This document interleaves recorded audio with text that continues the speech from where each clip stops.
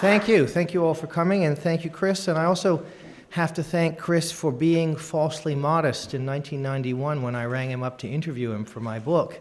And he said then that he didn't really know very much about I.F. Stone, and he didn't really think it was worth my wasting my time coming to Boston. I'm sorry now that I didn't, but in a way... It doesn't sound like me. I think you get a wrong number. I still have the notes.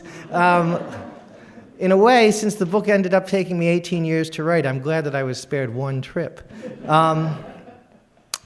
So American press and democracy. I think there's not very much to say about that, except that I.F. Stone emphatically agreed with Thomas Jefferson, who said that if he had to choose between a free press and no government, or a government and no press, he'd definitely choose a free press and no government. But I'd like to talk a little bit about whether Stone's model would work for independent journalism today, or what it could tell independent journalists today. And to do that, I'm going to have to give you a little bit of a sketch of what that model was and where he came from. So I.F. Stone was born in December 1907. He was born in Philadelphia to parents who were both immigrants from Russia to the United States. His family lived in Philadelphia and then in Richmond, Indiana as a child. He first went to kindergarten in Indiana. And then they came back to Haddonfield, New Jersey, where his father had a dry goods store, and they lived above the store. Now, aside from being the sort of biographical milestones, this is actually significant in understanding Stone's character, because if you look at the public intellectuals, as we call them now, the people who made a lot of noise in the 1930s in the press, so Dwight MacDonald, Irving Howe, people like that, they fought these wars growing up in the cafeteria of City College, the Stalinists versus the Trotskyists, the Lovestonites versus the Orthodox Communists. Stone didn't do that. He grew up in a small town. And as he said, if you grew up in a small town and you were on the left, you had to get along with everybody else on the left because there weren't that many of them. So it shaped his worldview. It gave him a sort of tolerance to his ideological thinking that was pretty rare, actually, in the 1930s. He graduated 49th out of a class of 52 in high school, so although his high school yearbook says that he hoped to go to school across the street there, he didn't have much chance of that, so he ended up going to the University of Pennsylvania, which at that time had pretty much a policy of open admissions for high school graduates from the Philadelphia area. But he dropped out of Penn in 1927 because by the time he got to Penn, he was already working for the Camden Courier, which was a newspaper owned by a man named J. David Stern, who lived in his hometown in Haddonfield. Stern also owned the Philadelphia Record. He bought it in 1931. And Stone moved from the Camden Courier to the Philadelphia Record. But he dropped out of college in 1927 because he was making $40 a week. He couldn't see that a college degree was going to ever get him a higher salary than that. And also he was, I think, bored with college and eager to make his way in journalism. I think he found that journalism was his natural calling. When J. David Stern bought the New York Post in December 1933, which he did essentially as a favor to Franklin Roosevelt, because in 1933 there were 9 daily newspapers in New York, and none of them were in favor of the New Deal. So Stern, who was a kind of democratic operator, he bought the Post, and in fact, he turned it from a broadsheet to a tabloid so it would fit the ads. He could use the same ads from the Philadelphia Record and the New York Post.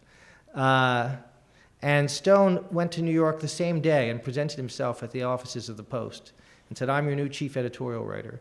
And for 6 months he was.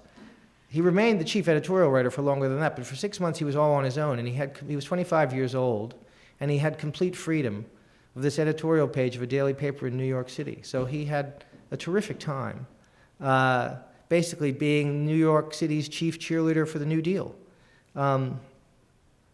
He was fired from the Post in January 1939, or forced out, essentially because he and J. David Stern fought over 2 things. They fought over the Popular Front, which Stone was an enthusiastic supporter of and his boss hated. And also, I think Stern blamed him for the paper's troubles over the Spanish Civil War, because the New York Post was one of the very few papers that supported the Spanish Republic. And in Philadelphia and New York, that was a big problem because there wasn't much domestic support in America for the Nazis, and there wasn't much domestic support in America outside of some Italian-American communities for Mussolini. But there was a lot of support for the Spanish phalange because the Catholic Church was very much in favor of the Spanish phalangists, the fascists in Spain. And so Stern's papers were boycotted by the Catholic Church in Philadelphia and New York, and eventually he had to change his editorial policy, and he actually issued an apology in the paper for supporting the Spanish Republic. And he and Stone had words over that. They had words over other things. So Stone left in 1939. But by 1939, he was writing regularly for The Nation. And by 1940, the end of 1940, he was writing for a new newspaper called PM, which was a paper that changed the way American newspapers looked and the way they operated, the way they covered things. To give you an example of PM's influence still on our culture, PM was the paper that took a pediatrician who nobody had ever heard of and published his writings about a baby called Baby Lois. That pediatrician was called Benjamin Spock, and PM is what introduced him to the American people. PM's editorial cartoonist was a guy who'd been working as an advertising cartoonist in New York named Theodore Seuss Geisel. And he started writing cartoons trying to get the United States to get into World War II. PM also published Margaret Bork White. They published the photographer Ouija. And I.F. Stone became their Washington correspondent. So he stayed with PM until the paper, PM was also the first paper to run consumer reporting. They were the first paper to run complete radio listings. They really had a huge impact on journalism. And there's actually a survival of PM today. If you ever see a paper that has Parade magazine in it, Parade magazine actually started as the Sunday color supplement of PM. It's the only part of the paper that still exists. But PM also thought that newspapers were, and this is an interesting thing to think about now, that newspapers were corrupted by advertising, that editors were pulling their punches because they didn't want to offend advertisers. So Ralph Ingersoll, the guy who started PM, who had spent most of his previous career at Time Incorporated, he decided that PM wouldn't take any advertising and instead it would just charge more. And it didn't work. It took 8 years not to work, but it didn't quite work. PM was only profitable twice in its entire 8-year history. Once was when the other newspapers in New York were on strike, and PM reached a settlement with the unions early, so it was able to publish. And the other time was when I.F. Stone, in 1946, ran the British blockade to Palestine and went with Jewish refugees who'd survived the Holocaust, went with them on an illegal ship as part of the Aliyah Beit, the illegal immigration to Palestine. And his report on that journey, which was on the front page of the paper day after day for 2 weeks, took the paper into profitable circulation for only the second time in its history. But in the end, in 1948, PM went out of business.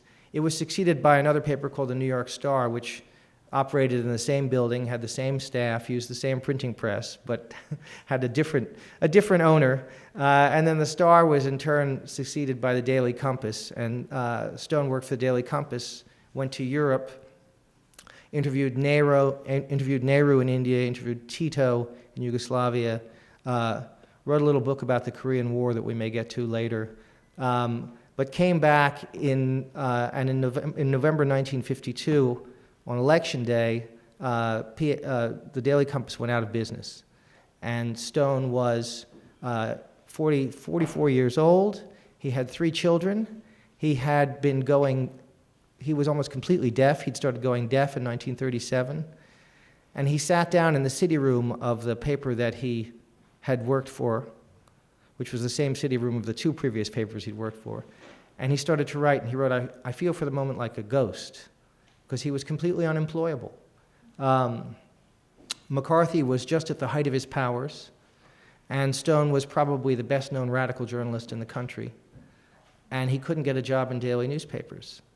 But what he did next is start I.F. Stone's Weekly, a one-man, 4-page paper, he started with about 4,700 subscribers, knowing that it would take 5,000 even to break even. It would take 10,000 to be able to pay himself a salary.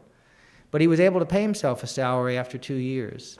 The paper was profitable within, or it broke even within a year. It was profitable within 3 or 4 years, and it was very profitable after that. And it was the most important voice in favor of nuclear arms limitation, a nuclear test ban. It was in favor of equal rights for African Americans. But it really came into its own during the Vietnam War, when in 1964, in August 1964, after the Gulf of Tonkin incidents, when Lyndon Johnson came before Congress and said that the United States had been deliberately attacked.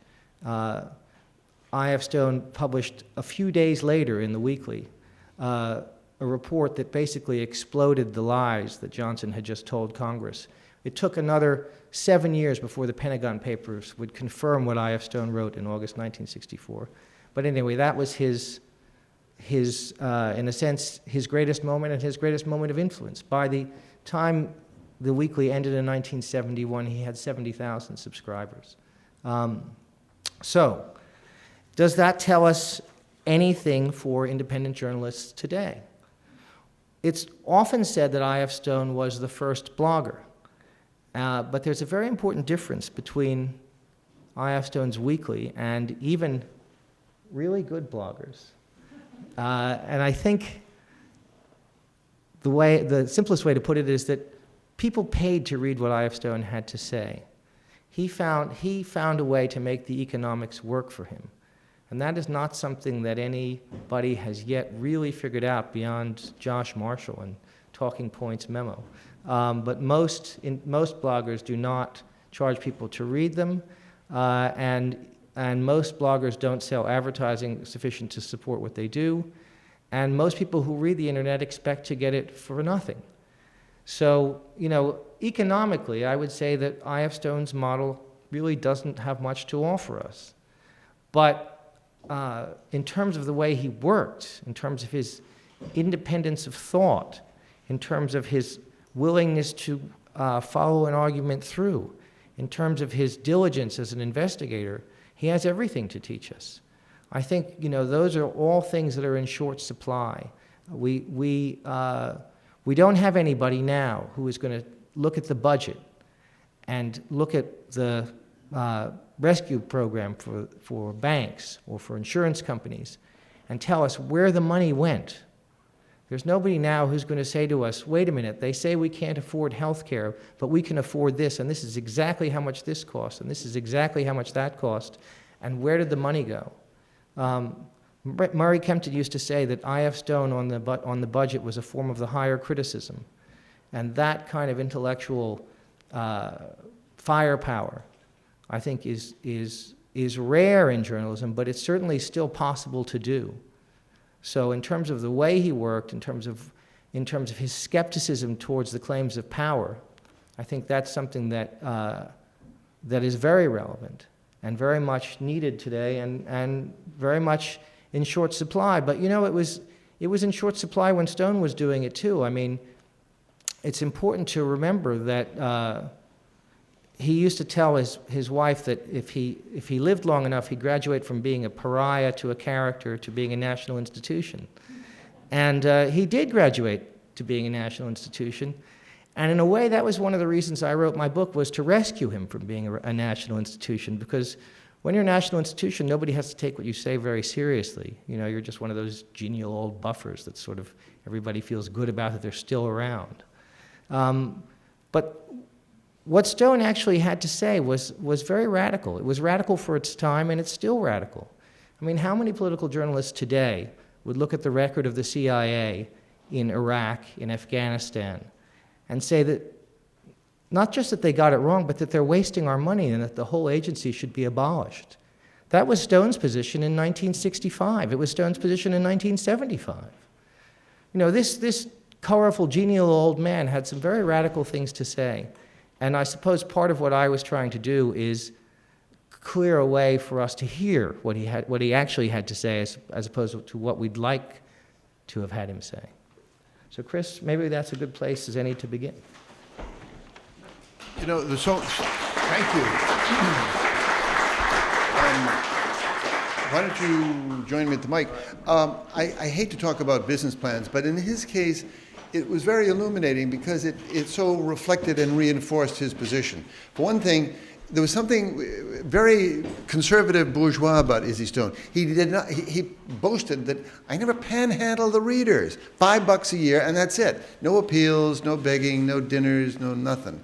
But it also reinforced his sense of being a pariah, being a complete lone wolf. And he loved that. And he was fiercely, and as you say, sort of determined. He refreshed his radicalism all the time. He asked nasty questions. I mean, nasty questions.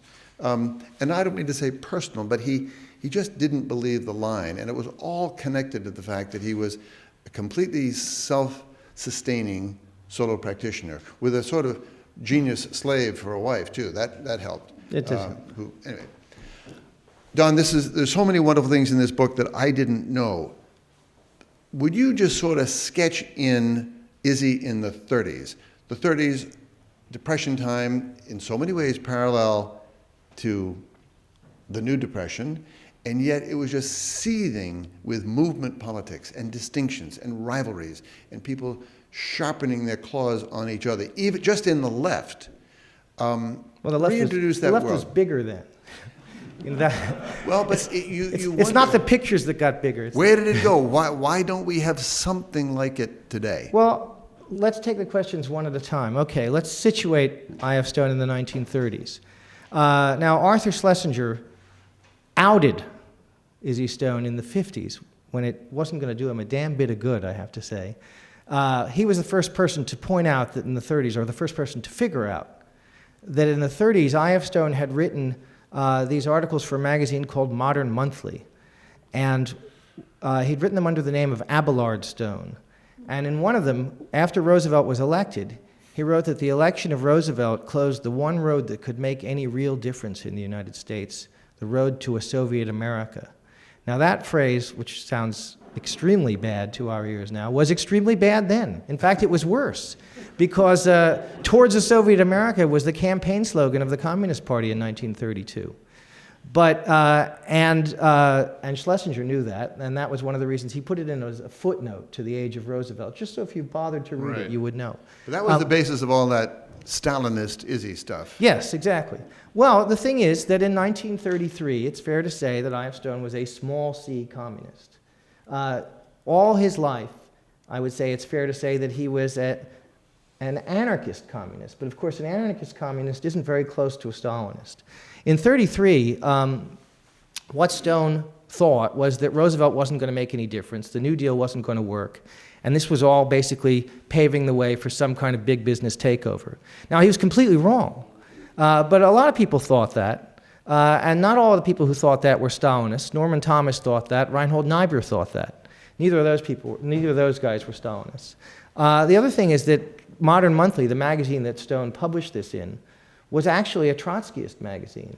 And the editor of the magazine had been sort of not only denounced by the Communist Party, but denounced as a pornographer and a sex fiend. So, you know, there was, when the communists decided to be nasty, they could be really nasty. So when Stone came, in a way, out of that, which he did very quickly, by the end of 1933, he essentially was someone who had good relations with Trotskyists, he had good relations with communists, he had friends who were communists, he had siblings who were communists, although probably not in 1933, and he had good relations with socialists. In fact, that was the funny thing about that article, is that in 1932, Stone had actually voted for Norman Thomas. In 1928, he'd written speeches for Norman Thomas, who was the socialist candidate and who was about as militant and anti-Stalinist as you could get in the United States. So Stone was navigating his way through all of these incredibly complicated currents. Some reviewers have said that my depiction of these currents is also a little complicated. But, no, but it's you have very refreshing, but it raises the question about today. Where is that kind of ideological fire and variety. Today, I mean, Well, I think the people short on the answer is left it's on the argue right. about, should the healthcare or the stimulus package be 800 trillion or 6 quadrillion, or people play with those numbers, Well- but it's so dispassionate and so unfun Well, compared you know, to one of the the 30s. reasons, one of the things that attracted me to this book, and one of the reasons I wrote it the way I did, which is not just the story of a man's life, but also the story of a sort of, I call it a hidden current in American history, is because this hidden current comes to the surface from time to time. In the 1930s, it came to the surface. And it's not just a current of people believing that there should be unions, or that the government should take care of old people and not let them starve to death, or that people should have human rights. It's also a cultural current. It's a current that says that what happens to ordinary people is important and should be in movies, so that you get people like John Garfield, in Hollywood films. You get people like Duke Ellington, selling lots of records. And part of what I tried to do in the book is depict this stream, which, as I say in the book, has two banks. One bank is politics, but the other bank is culture. And the historical experience is really the whole stream. You can't separate one from the other. They're constantly intertwined. And in the 30s, they were intertwined, but then they disappeared. Why did they disappear? Well, I think McCarthyism had a lot to do with why they disappeared. But the thing that struck me as somebody who didn't grow up in the 30s and was a little kid in the 60s is that they came back. You had a similar ferment of social change. You had blacks demanding their rights. You had women demanding their rights. You had gay liberation. You had a whole new sense of possibilities in human relationships in the 1960s, and you had a whole artistic ferment that went along with it. That went underground too. So the question in some way is, what makes this stream go underground? What allows it to come up? And one of the revelations for me in researching the book was seeing the 50s, which was a decade that I had assumed nothing much had happened, because of course I wasn't born yet, so how could much have happened? But seeing how much political ferment there actually was going on in the 50s. You had people refusing to duck and cover in New York. You had these big demonstrations where they would, during civil defense drills, people would refuse to participate. You had people demonstrating about Cuba. You had the Women's Strike for Peace, which turned out to be, in a way, my favorite chapter in the book. You had these ordinary, I say ordinary, they were heroic women who got together and used their Christmas card list, their PTA list, their Hanukkah list, and they called their friends, and they got 50,000 women to get out on the streets to protest the possibility of nuclear war. And I.F. Stone was the godfather of this movement. The people who founded it because they read an article in I.F. Stone's Weekly that scared the hell out of them. Can I propose an alternative favorite passage? Sure. And it comes back to this question of sort of, where is this voice? Where is this voice in the world today when we are using drones on Afghans, which are in effect little versions, unmanned versions of exactly the machines that hit the Twin Towers, and we're not registering on the simplicity of the outrageousness of it. I.F. Stone, anticipating our defeat in Vietnam, rationalized it in this fashion, quoting from Guttenplan's book. He wrote, "Down there in the jungles, unregenerate, ingenious, tricky, as tiny as a louse or a termite, and as hard to get at, emerged a strange creature whose potency we had almost forgotten, man. To sit down now and deal with him is to admit that the machine lost to man, that our beautifully computerized war with the most complicated devices for killing ever assembled and the most overwhelming firepower ever mustered had failed." Okay. That's that humanistic voice. It's not a techno voice. It's not, I'm a better economist than you are voice. It's bringing back a human frame to our public life. Well, I think he always had a human frame, and I think he did. I think that's really crucial. But I think there are two things about that passage that strike me now.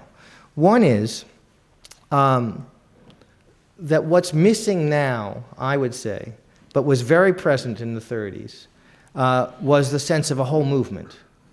that, that the left, what happens now is the president says he'd like to do something about health care. The right beats the crap out of him.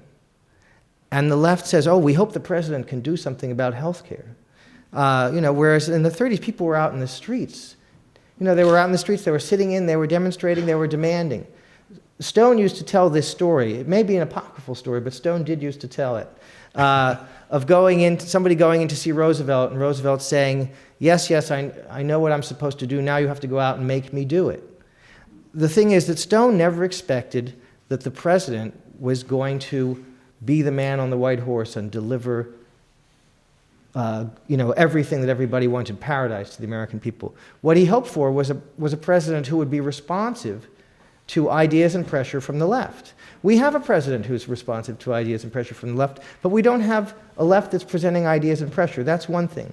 The second thing that struck me about your passage, though, is that in 1964, 65, 66, whenever it is he wrote that, it was possible to think, and in a way it's still possible to think, what a good thing is that America lost in Vietnam. I mean, Right. I bought my son, a baseball glove a couple of months ago that was made in Vietnam. He's got sneakers that were made in Vietnam. So what were we bombing these people for? So we'd have to wait 30 years before they could sell us sneakers and baseball gloves? But you can't say that it's possible to have the same romantic illusions, if they are romantic illusions, about the Taliban. So in a way, we You don't think they could make baseball gloves someday? I don't know, but I don't think that's what they want, is to make baseball gloves. I think we were luckier in the country was luckier in its enemies in the 1960s. Can I change the subject before we throw it open to everybody's questions to another zone in which Izzy Stone was a completely distinctive voice, and that's the Middle East. He said at one point, and again it was that mix of his wit, but he said, rumors are that God has died. His guess was that God had died of exhaustion trying to figure out the Arab-Israeli conflict. And he was very bold. He was very much a Zionist, a very Jewish character in all of his culture and upbringing and loyalty, and yet he was absolutely frontal in his criticism of so many premises of a kind of imperial Israel. What in the world do we suppose he would be saying, doing, writing, getting away with today? Well, I think the Middle East, I'm really glad you brought it up for two reasons. One, because I think Underground to Palestine is his best book, and that's his memoir of the 1946 trip to the Middle East.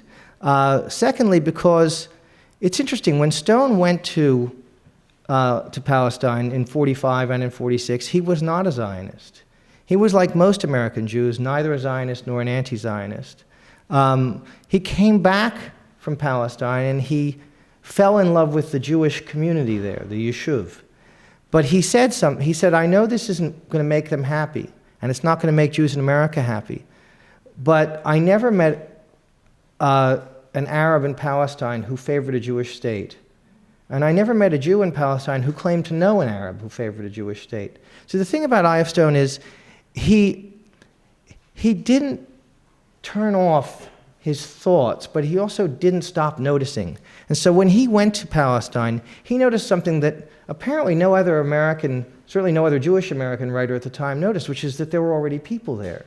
And he just couldn't ignore that. He couldn't write it away. And it kept bothering him. So that in 48, you have to remember that I.F. Stone was, when the State of Israel was born, I.F. Stone was in the delivery room. He was actually in the room in Tel Aviv when David Ben-Gurion signed the Declaration of Independence of the State of Israel. And he was passionately in favor of the State of Israel and passionately committed to its existence, to its safety. But he still thought that the first thing the Israelis needed to do was to make peace with the Palestinians. In 1956, he wrote that the road to peace in the Middle East goes through a Palestinian refugee camp, goes through the Arab refugee camp. And I think he kept to that all his life, and it cost him. And because we're here in Cambridge, Mass., across the street from Harvard, I want to read you two things to give you a sense of what it cost him. One is a statement in The New Republic written by Marty Peretz this year, who says, who knows whether I.F. Stone was a card-carrying party member? Maybe someone, but that he lied for the tyrants is unquestionable. In 1952, he published a sheer piece of invention entitled The Hidden History of the Korean War. So that's Peretz, teaches at Harvard, in 2009. Now here's somebody writing in 1962. And this person writes that Stone was a radical with an old-fashioned faith. His beliefs are so authentically American that they do not bear facile comparison to the radical creeds of Europe. This reviewer said that The Haunted 50s was notable for its lucid and crisp style and insisted that Stone, quote, has not permitted his pages to serve as an intellectual pastorate for oppression. That review appeared in Dissent in 1964, it turns out, and it was written by Martin Peretz. So, in other words, all the terrible things, supposedly, that Stone did, he'd already done by 1964. What happened is that in 1967, I.F. Stone yet again said that the Palestinians deserved a state of their own and that Israel needed to come to terms with them. And that's what turned Peretz from an admirer to an enemy. And it turned a lot of other people from an admirer to an enemy. It's a price that Stone never stopped having to pay. Questions from the floor, please. And let me just remind the radio audience that you're listening to Cambridge Forum. We're discussing the role of the press in a democracy with D.D. Guttenplan, whose new book is American Radical, The Life and Times of I.F. Stone. Please come to the mic and fire away. Thank you. I wonder if you could address, if you haven't already, first of all, the rather scurrilous charge that Izzy was possibly involved in some form of spying because he had lunch frequently, supposedly, with a KGB guy for a period of time in Washington, D.C. I think this came out posthumously, and it was sort of an attempt to discredit him. He may well have been having lunch with the guy. I mean, I wonder if you could sort of speak to that Sure. Posthumous allegation. I have to say first, if people are really interested in this, I wrote 6,000 words about this in The Nation in May, which you can read online. So I'm going to give you a really condensed, like 7-sentence version. So the short version is there is a former KGB agent who says he saw in the KGB archives memos from somebody who said he had a relationship with I.F. Stone in 1936. If you believe those notes, what they show is that this guy, who was a TASS correspondent, so Stone may or may not have known he was a KGB agent, had a relationship, talked to Stone in 1936, and Stone agreed to put him in touch with people who were interested in anti-fascist work. Beyond 1936, there's no evidence of anything. And the other point to bear in mind is that the guy who took these notes, the co-author of this book, lost a libel trial in London in 2003, where the libel laws are very favorable to the plaintiffs, because he couldn't convince a jury that it was unfair to characterize him as a dishonest historian who couldn't be trusted with honest interpretations of evidence. I know that because I was in the courtroom in 2003 when the verdict came in. But it's also worth saying that in 1936, it's entirely possible that I.F. Stone would have been friendly to a TASS agent, a TASS correspondent, whether or not he thought he was a KGB agent. In 1936, Stone was a rabid popular fronter, or an enthusiastic popular fronter. That's the phrase I use in the book, and that's probably a better phrase, since I think the Popular Front was a pretty good thing. Secondly, the Soviet Union was not our enemy. Thirdly, there were a few very far-sighted people, John Dewey, Norman Thomas. After that, the list gets pretty short, who were rightly outraged about the Moscow trials, and not just because they were Trotskyists. But most people in America didn't care that much. And even some people who did care cared more about the fact that the Soviet Union was helping the Spanish Republic, for example, which I'm sure Stone cared about more. So part of it is you have to place it in the context of its time. You have to see what else was going on. But more importantly, you have to see now why people want to discredit Stone. And I think that, in a way, is a more interesting question. The more interesting question is why someone who's been dead for 20 years is still such a dangerous man. And I think that's because of the example that Stone still offers of independent and impertinent journalism. I think you're right. Please. First, is it my imagination that you look a little bit like the picture of Stone on your book? I don't know. Maybe. Yeah.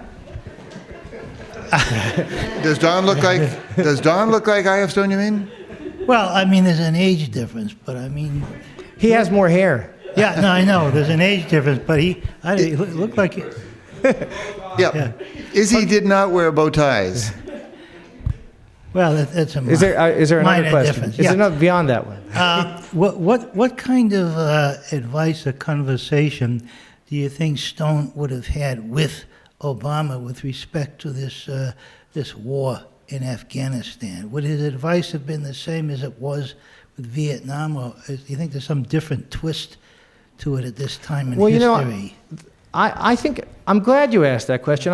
I sort of got up this morning and read the papers, and I thought, maybe somebody will send Obama a copy of my book and The Best and the Brightest, and he can see where he's going before he gets there. I think, in a way, if we had more time, an interesting question is why I.F. Stone was able to see what nobody else could see in Vietnam. And I give a long answer to that question in the book, but I think a short answer is that he'd lived in Paris, he'd lived in France in the 50s, and he'd heard optimistic generals before. He knew that the generals always tell you how they can do it, and they always tell you that they can do it because that's what the generals are in business to do. But he'd seen what had happened with the French, and he'd seen that the same things, the same strategies that the French thought were going to work, which is to sort of pen people up, isolate people, cut them off, whatever, have this coalition kind of government, whether you call it Karzai or whether you call it Nguyen Cao Ki.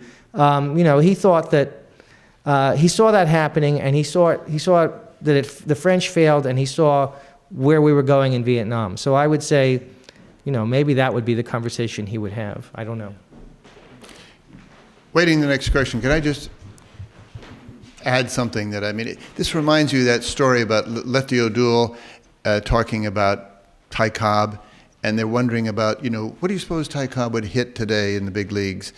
And Lefty O'Doul said, I think probably about 275, 280. And the guy says, what do you mean? He hit 363 lifetime. You think the pitching is that much tougher today? And he said, no, you got to remember, Ty Cobb would be 93 years old today. Izzy would be 102. If he woke up and heard that we were sending unmanned drones to blow up weddings and kill an occasional God knows who in Afghanistan, he'd say, what? You got to be kidding. After Vietnam, after Iraq, in this godforsaken country, twice the size of California, has no military force, no aircraft, no nothing, Stone Age people, and we're trying to take it over? This to me is the joy of I.F. Stone, that he brings you back to human reality. He would say, have you read Kipling? Do you know why Kipling called it the back of beyond, etc.? He would bring a literary historian. Do you know about Alexander the Great in Afghanistan? Do you know about the Russians in Afghanistan? What are you thinking? Well, it is. Anyway, that question wasn't to me, and we'll take that out of the broadcast. But I think you would have said we haven't learned a damn thing from Vietnam, and we're doing the same thing all over again. Sir. Hi. In addition to the worldview that informed a lot of his writing and reporting, did he have a kind of a cadre of informants and sources that enabled him, for instance, to explode the myth of the Johnson fell victim to? Well, the short answer to the question is no. He didn't.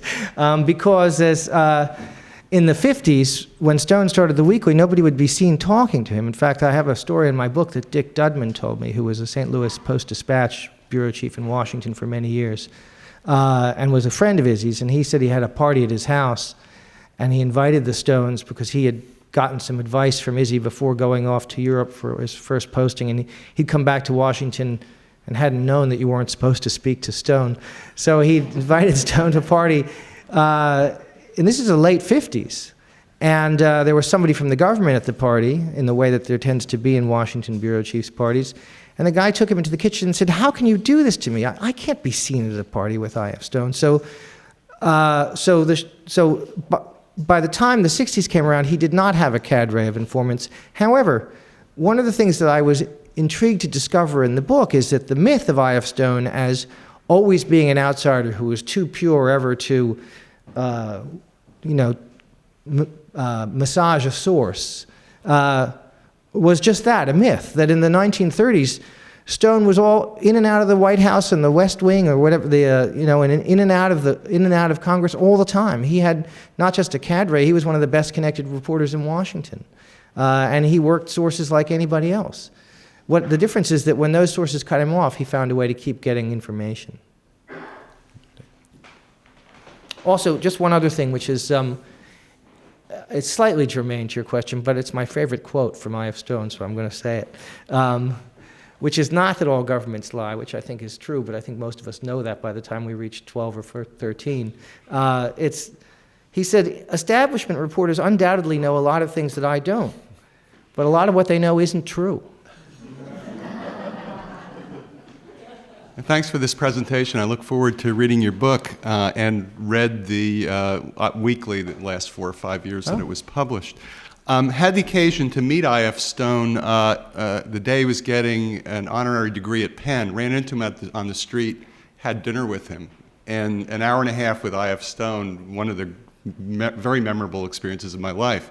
Not knowing this about you, did you have a chance to meet him in person and interact with him? And I'm wondering what Never. your thoughts. Oh. No, I never met him. I only knew him on the printed page. And, mostly I'm sorry about that, although I gather he could be pretty difficult, too. It was, the one recollection that I have is that it was a conversation that was very, very difficult. His mind raced, he just said brilliant things, and I was running full speed to try to keep up. It was a challenging conversation. Thank you.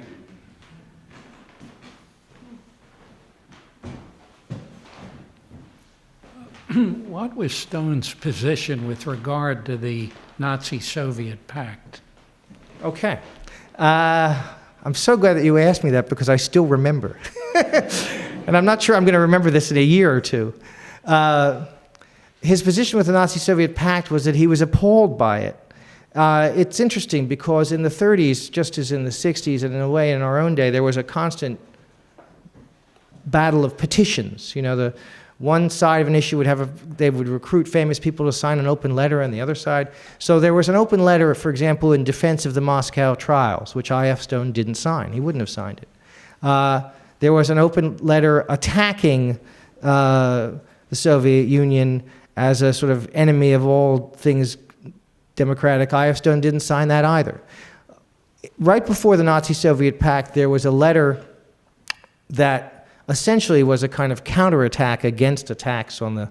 It's very complicated, but it was a letter that said that it was insane to say that the Soviet Union had anything in common with fascist dictatorships like Germany, and that it was impossible to imagine, that they would ever be allied. And I.F. Stone did sign that, and he regretted it for a long time afterwards. He said he signed it because Corliss Lamont, who was a friend of his and who was very much a sort of fellow traveler of the Soviet Union long past the 30s, asked him to sign it. But he said he asked Lamont to take his name off of it the day of the pact. But more importantly, when the pact came out, he was scandalized and said so in the Nation with great heat. And he also said privately to a good friend of his, in letters that I quote in the book. He said, "My traveling days are over. I am off the Moscow axis." So it is perfectly fair to say that until August 1939, I.F. Stone was a fellow traveler of the Soviet Union, if that label means anything to you or if you care about such things. But he was outraged by the pact and remained outraged by the pact and never, some people later tried to retrospectively say, well, Stalin didn't have much choice, this or that. He never had any patience for those arguments. Can you say something different about I.F. Stone as an independent journalist and the independence that we think about in journalism today, some of which is defended by institutions, and other times it's defended by people who call themselves independent journalists? Sure. No, I want to answer. I'm glad you asked that, and although I didn't put you up to it, I want to make it clear. But I want to answer it in two different ways.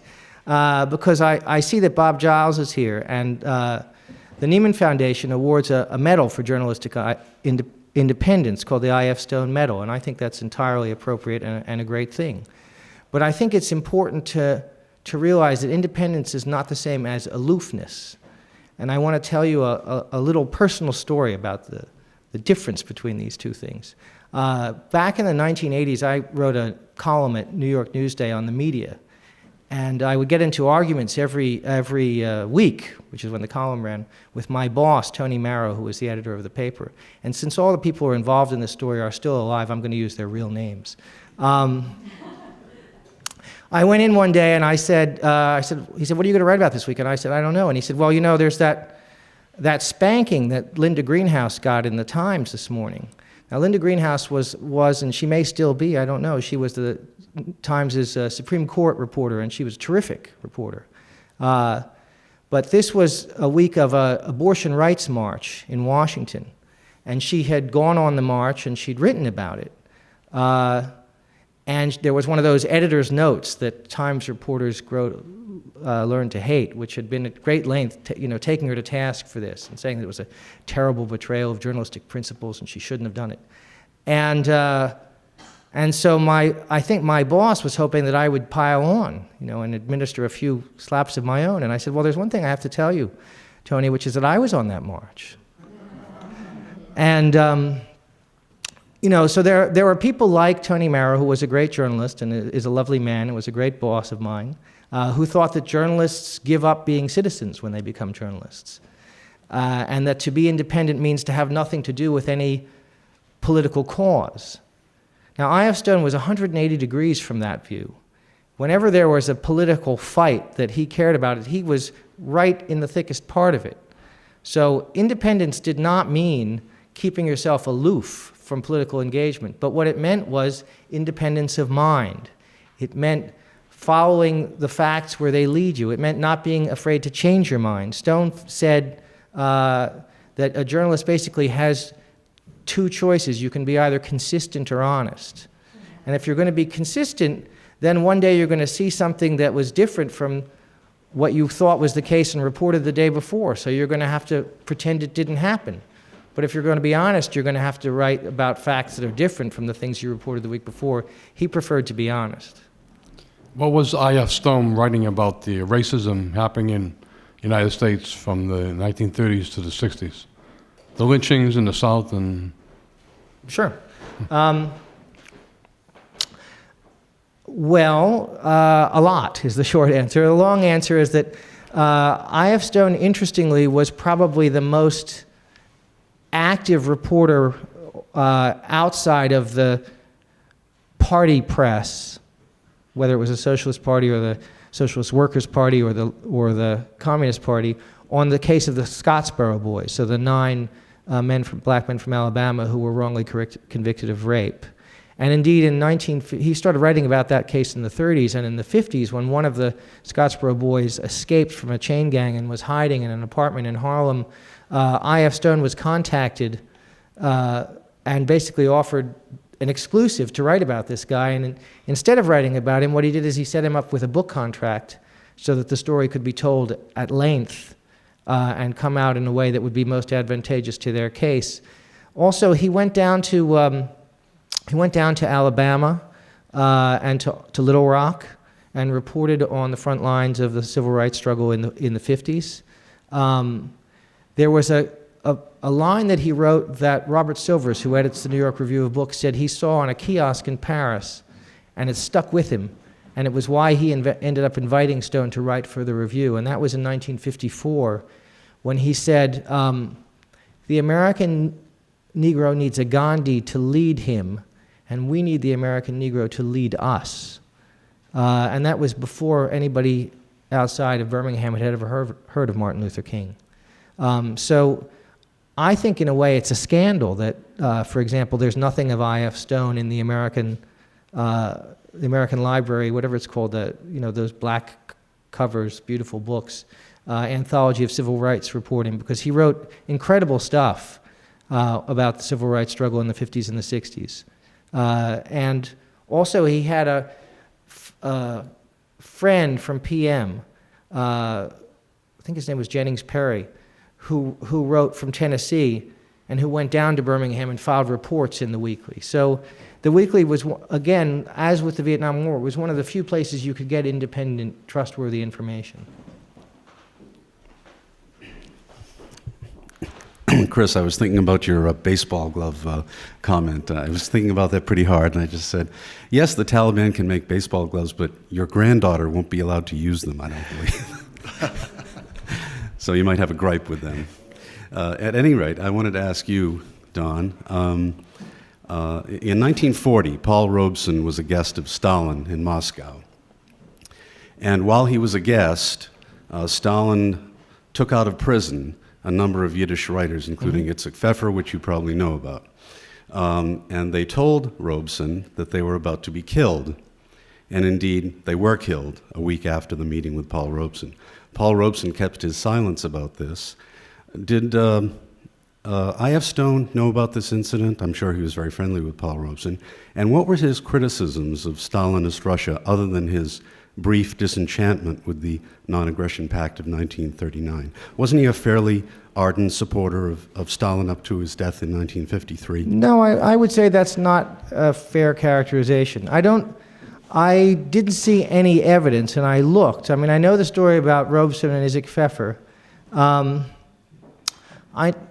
Two sort of sidelights about that. One is that Stone wrote, and I quote in the book, I'm not going to look it up, but you can look it up in the index.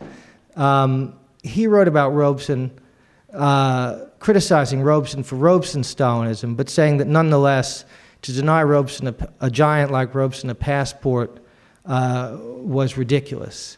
He also wrote about W.E.B. Du Bois, who he had correspondence with, that he felt that Du Bois's training in German universities had strengthened a side of him that was, he called it a Prussian side to Du Bois, and he felt that that Prussian side blinded Du Bois to the harshness of Stalinism. I would say this about Stone and Stalinism, and it may be special pleading. I mean, I did spend a long time thinking about this guy's life, but I don't think it is. I think his view was similar to a lot of people in the left who were not Trotskyists, which is they did not think that the Soviet Union was a democracy. They did not think that Tsarist Russia was a democracy. They didn't think that Stalin was a democrat. So the fact that it was a dictatorship wasn't news or a surprise to them. He wrote critically about Stalin, about dictatorial methods. He wrote about the sham of the Soviet Constitution. You know, there was a point at which, when the first KGB spying, whatever allegations came out, I went and put together a little anthology of I.F. Stone's anti-Stalinist writings at the time he was supposed to be in the pay of the KGB. I can dig it up for you if you're interested. There was plenty of stuff in it. But it's also fair to say that, and I say in the book, he never felt that he never felt the same about Stalin as he did about Hitler. He never felt that the evils of the Soviet Union should be weighed in the same scale as the evils of Nazism. That seems to be a fashionable idea now. It may have been a fashionable idea then. You may believe it, but Stone never believed it. And part of what I was trying to do as a biographer was figure out why not. And the closest I came was a passage actually in Underground to Palestine, where he describes riding on on the top of a train through Eastern Europe. And he sees these Jews coming to DP camps. He sees them coming out of concentration camps. He sees them assembling to get on ships. And he writes, "The only time you saw Jewish families intact was when they were leaving the Soviet Union." And I think that that weighed heavily with him. Maybe more heavily than it should have, but I think that stayed his criticism, or it stuck a thumb on the balance for him all of his life.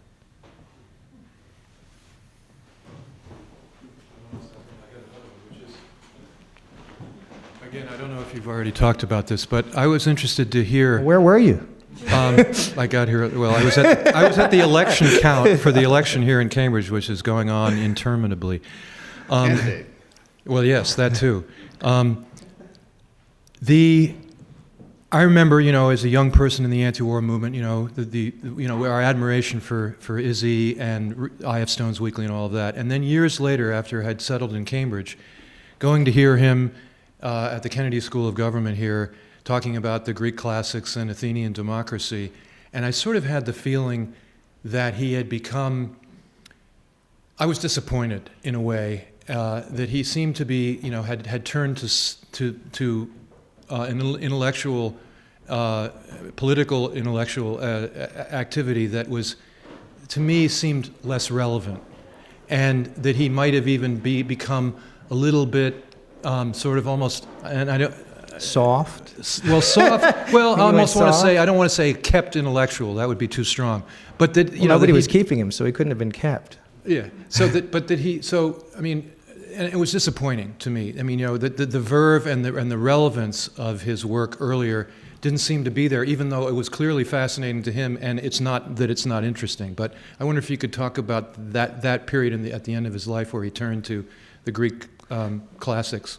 Sure, a little bit.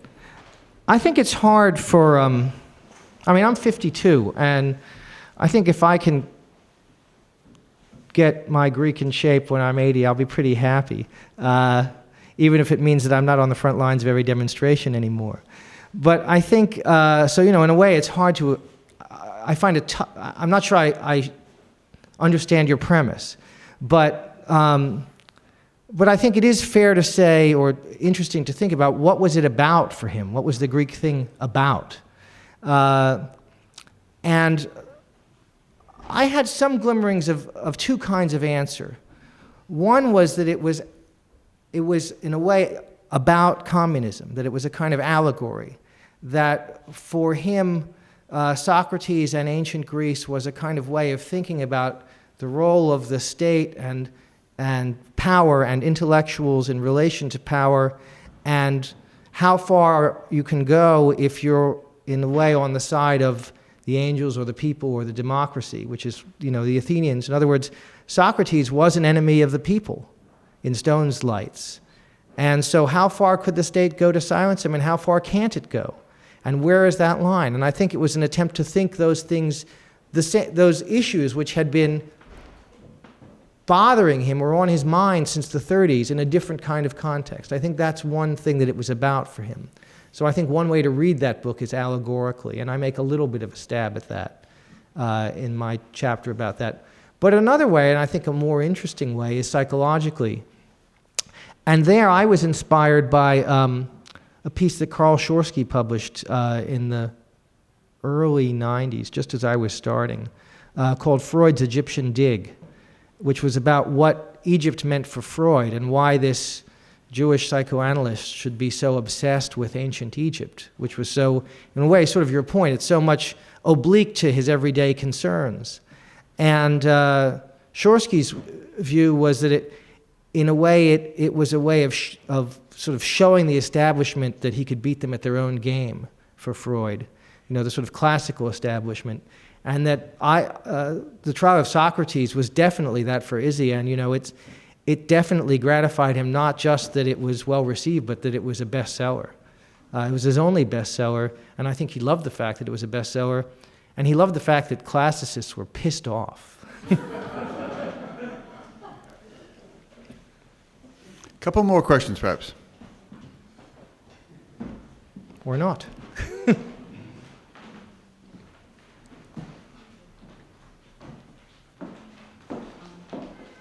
not quite about Izzy Stone, but about the biographer. And I've always wondered what it's like to be intimate with a subject for almost 20 years and then have it be over, and how it impacts on your life. Well, being over is devastating. I think if I knew it was going to take 20 years, I wouldn't have done it. I thought it was going to take 3, maybe 4. So that just goes to show you. You like short-term relationships. Yeah, exactly. Exactly. No commitment here. I had my other commitments at the time. I'd just gotten married. I just had a baby. But I was aware of, because I was not a big reader of biographies. But I had read Robert Caro's biography of Robert Moses, and I had fallen in love with that. In a way, that made me want to be a journalist. And then I'd also read Caro's biographies of Johnson, and I thought, well, the problem with this guy is he ends up hating his subjects. They're wonderful books, but he hates his subject, and that would be okay in 3 years. It would be okay to spend 3 years destroying the reputation of someone you despise. If a publisher is listening and they want me to spend 3 years writing a biography of the accomplishments of George W. Bush, I'm available now. But to spend 20 years with someone you despise would be terrible. So I think I got lucky, really, because he turned out to be pretty good company.